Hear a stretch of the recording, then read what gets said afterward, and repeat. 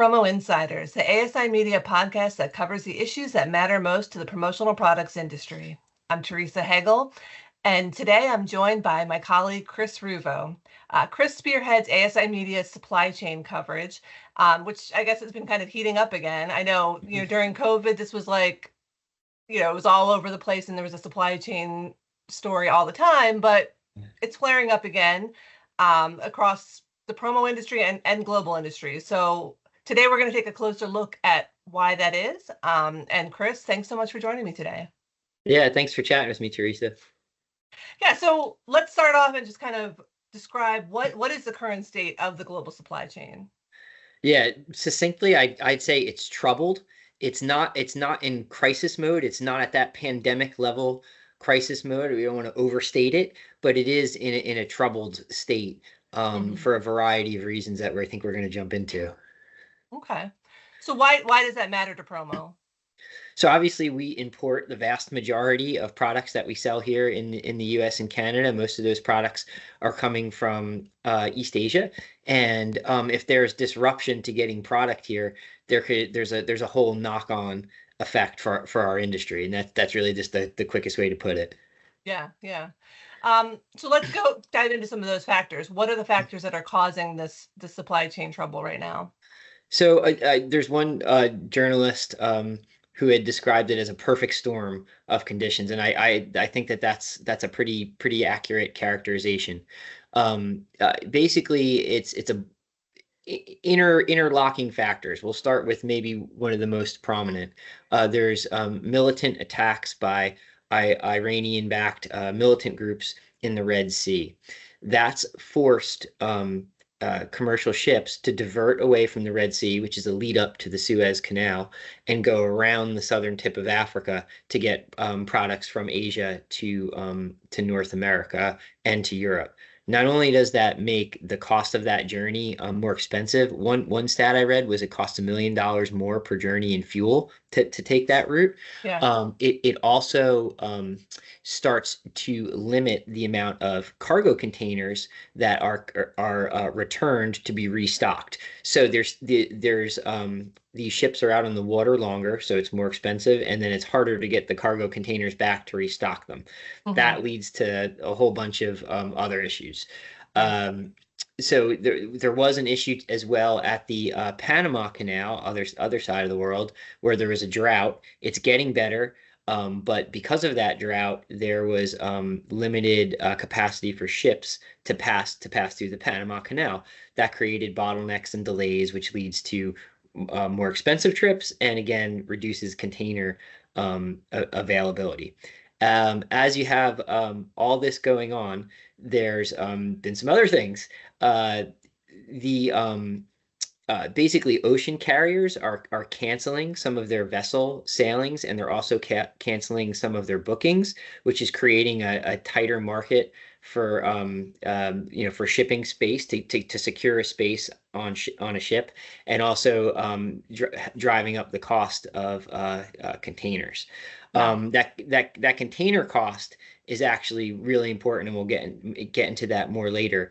But basically, there's some stats that show that within the last few months, the cost of a cargo container that would take cargo from East Asia to the North American West Coast is up like 130 something percent. To the East Coast, it's up like 90%. So those are all costs that then can get factored in to what a product ultimately costs here. So, I mean, obviously during COVID, we kind of all had this like wake up call with how fragile supply chains actually are, I think. I mean, they're robust, but also like how all these different factors can kind of mess everything up. Like, do we not like learn anything from that, or is these just things that could not have been anticipated? Yeah, that's a really good question. I was thinking of it too. Like it's almost like supply chain is like electricity. Like you take it for granted a little bit until it goes out, right? And so I think the people who in our industry who are working with this every day have learned a lot of good lessons and are planning proactively on how to deal with it. But there's just things beyond their control. Like they can't control militant attacks in the Red Sea. They they can't control that shipping companies are trying to ensure they make a certain profit level and then reducing the amount of capacity they allow to be available in the market. Like Yeah. things like that are beyond their control. So I think they've learned lessons and are adapting, but it's still like you can't control these things. Right. There, Right. there are a couple other things that are even going on as we're looking at a potential strike from U.S. East Coast port Oh, workers this fall. They're in contract talks right now. That's already causing a lot of nerves and having a knock-on effect where importers are in our industry and others are trying to get product to the U.S. much sooner than they would have for the holiday shopping season because they're worried about a strike. right. And then there's also tariffs, which was like the big issue like 6 or 7 years ago. Yeah. And that's But bad. the Biden administration is increasing tariffs on steel and aluminum. Certain tariff exemptions are expiring, and then Trump era tariffs are remaining in place. So you have all these things kind of complicating the supply chain and Yeah. making it more expensive.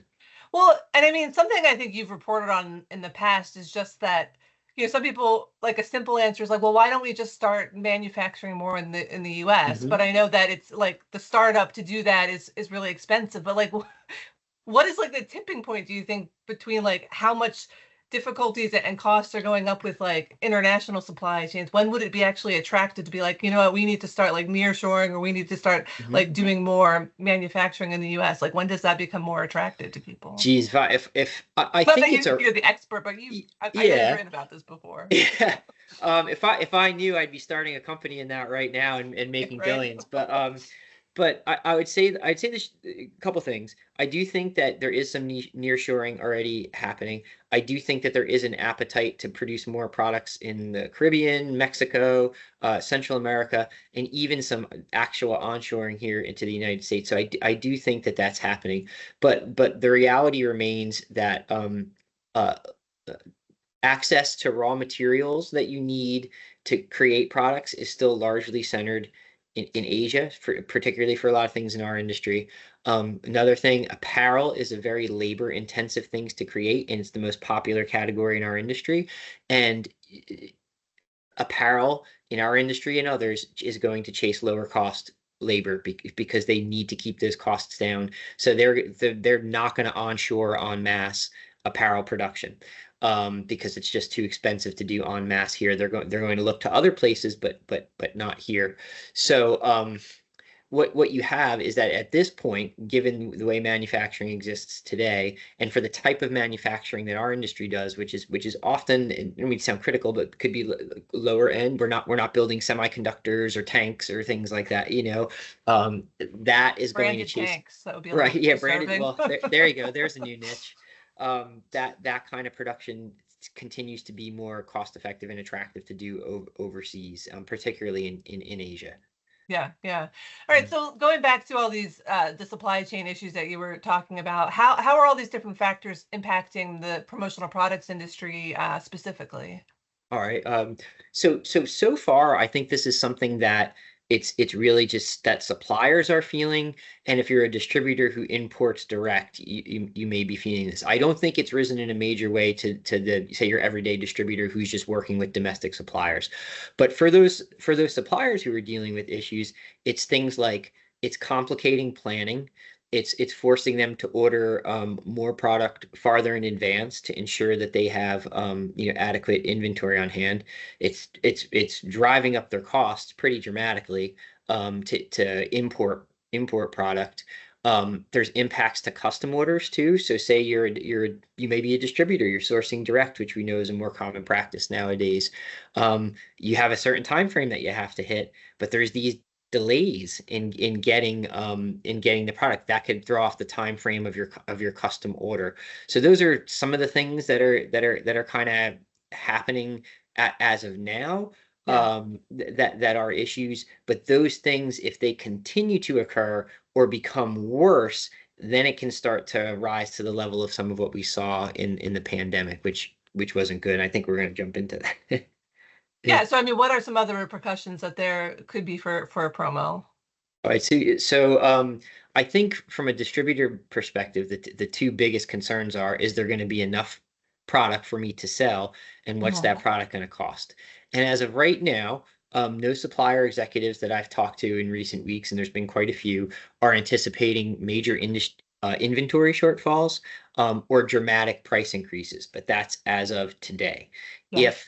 If container availability continues to reduce, if there's a strike at the East Coast ports, if importing costs continue to accelerate dramatically over the next few months, then you could start to see some of those pandemic era issues come Yeah. up, inventory shortfalls, significant price increases, every few months on products.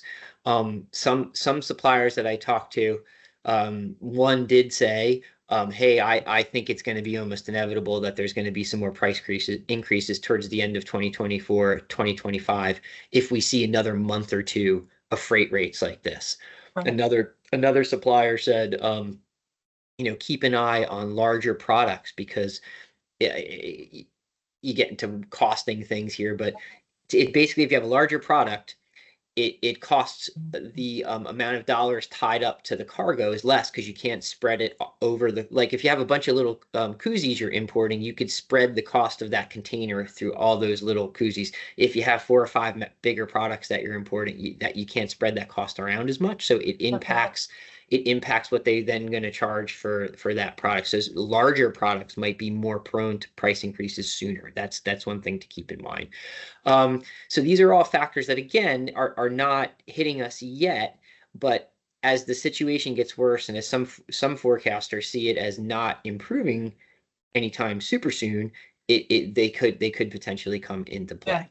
Yeah. So, I mean, for distributors right now, is there any advice you have for them on what they should do to prepare for this, potential issues that are going to be happening? Should they just kind of hold tight, or are there things that they can do proactively to not get caught with these price increases and Yeah. potential issues?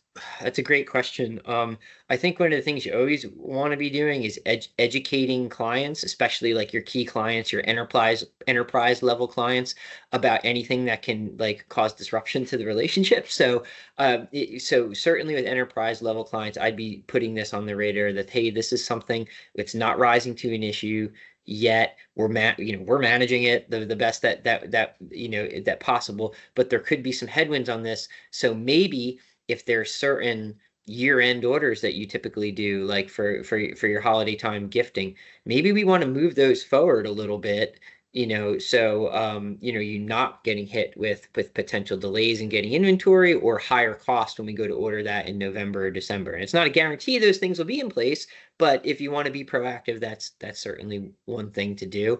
I think another thing to do is you want to lean on your trusted suppliers, the ones that you have your tightest relationships with. Talk to them about what they're seeing and what they in particular are expecting, and then talk to them about product options and inventory levels where you think they're going to remain strong and where pricing may hold stable as opposed to go up. So those are just things to have in mind. It basically comes down to educating clients at this point, and to the extent possible without alarming them, and then also just educating yourself through your relationships with suppliers. And I think those are two really good things to do.